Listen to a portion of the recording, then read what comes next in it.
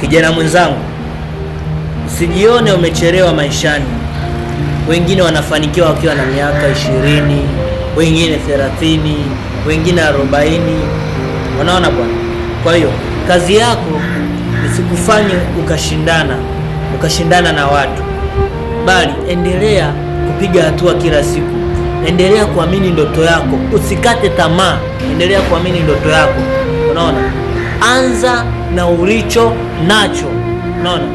Usisubiri mpaka uwe na kila kitu ndipo uanze. Hapana. Wengi waliofanikiwa hawakuanza wakiwa tayari, walianza na kile kidogo walichokuwa nacho.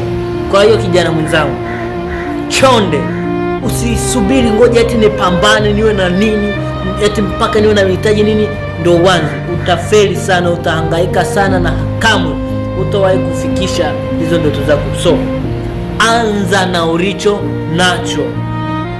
Mungu anataka uanze na hicho ulicho nacho.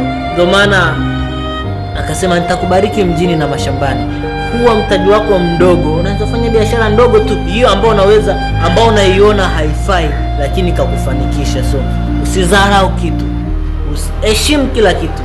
Anza na kitu kidogo tu, hicho. Anza na ulicho nacho. Mungu atakuinua, atakuweka viwango vya juu. So pia ni muhimu kuishi na watu vizuri.